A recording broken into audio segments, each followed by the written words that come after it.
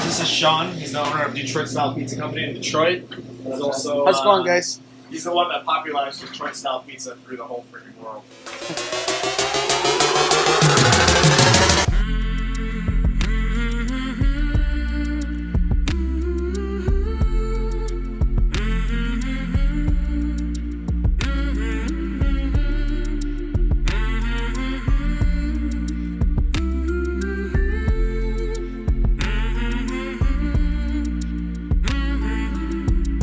Chicago, getting ready to head into Paulie G's Logan Squares out here in Chicago to meet our good friend Derrick Tung.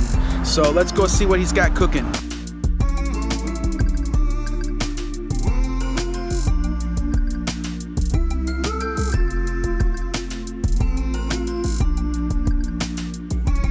My name is Derrick Tung. I'm the owner of Paulie G's Logan Square, and we're sitting in the dining room of Paulie G's Logan Square right now. We're a full dining service, so families come in with their kids get entertained by our pizza line over here. They get to see people making pizzas, playing tic-tac-toe in the flour with them, while parents get to enjoy a nice craft cocktail, local draft beers that we only pull from the Midwest, and all that. During that time, we're making Neapolitan-inspired and Detroit-inspired pizzas for them based on what they're ordering.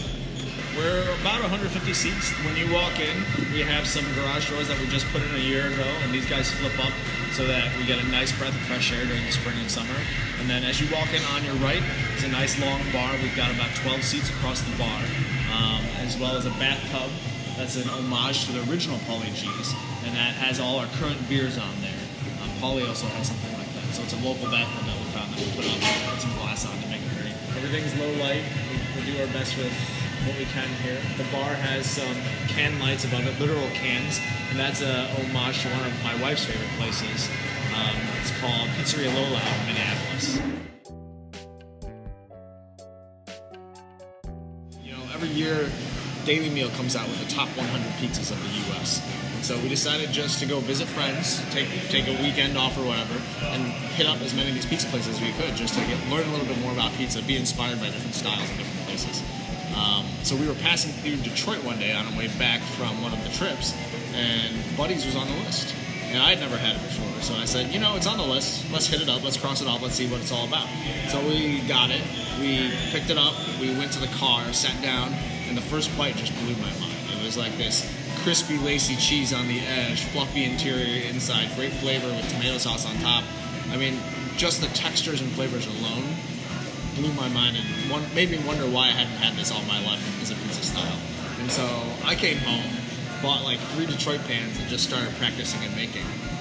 When we opened the restaurant, I wasn't sure if people would like it in Chicago yet, so we started offering it Monday through Wednesday, just to kind of get people to try it, see what they thought. Well, 3 months down the line, people were getting upset. They would come in on Friday, Saturday, and be like, why can't I have Detroit? Why is it not in the restaurant? And I have to go through the whole explanation. So eventually we just took the plunge, and we added a staff member on our busiest nights and started making Detroit-inspired pizzas that we call Logan Squares, and they're definitely our top seller ever since.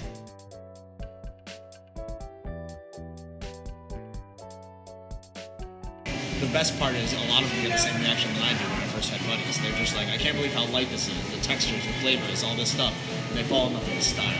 Some people come in, maybe about 10 to 15% of the people that came in knew what Detroit style was, because Jets Pizza has kind of had their inlays and started going through the neighborhoods, and they've opened up a few in Chicago. Union Square was the first one to really bring Detroit pizza to Chicago on the scene. I think he beat me by about 4 months or something like that. So Union Square helped set the path a little bit. I helped carve it out a little bit more. And now we've got at least 7 or 8 different restaurants that are actually putting out Detroit-style pizzas in the Chicagoland area. So I think it's, people are starting to latch on, and they're understanding that this is a really great style that unfortunately is just being introduced in the last 2 years. The Detroit-inspired pizzas, we only offer 5 each month right now. So one is a double pepperoni, one is a cheese, one is a U.S. Pizza Cup, which is the one that won me an award and a spot on the U.S. Pizza team. And then the other 2, one is an herbivore and one is a carnivore. And we rotate those every single month. And so that's based on, what staff have been playing with, a new idea that might have been on the back burner, or, what's seasonal and local. Or maybe, like next month, we have Game of Thrones coming back on, so we want to do something that's called a dire wolf style pizza, and we're going to play with that. So it's kind of all over the place. It adds a little bit of stress, but adds a lot of fun in terms of just variety. And it gives my staff a chance to play with different cooking techniques. So the number one seller, I think, is our double pepperoni. The reason that's the number one seller is because that's one of the few that we also offer for delivery and pickup through our third-party vendors. The number one seller in-house is the U.S. Pizza Cup. People try that and they're just blown away by the combination of textures, flavors, that hot honey, Mike's Hot Honey, and all sorts of other stuff. So the U.S. Pizza Cup starts with our dough, and what we do is we take sharp white cheddar that's been aged fairly young, like about 6 months. We don't want a really long age. We tuck it into the sides, and then we cover the top layer with a little bit of whole milk mozzarella. After that, we add 24 pepperonis, so that each piece has 4 pepperonis, and then we dot a little bit of our house-made bacon jam into each set of 4, so that every bite gets some bacon jam. We bake that off, and then when it comes out, what we do is we add 2 lines of sauce, a little bit of ricotta on each slice, a little bit of basil, and then a hot honey finish, and then it's sliced and ready to go and served up.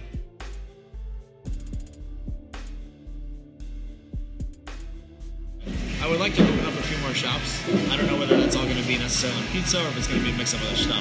But food is such a communal thing that brings people together. I mean, it's such an important part of my growing up with my family. An important aspect, I think, in everyone's families. That, you know, I want to be able to share some of my favorite foods with the rest of the world. So we'll see where it goes in 10 years.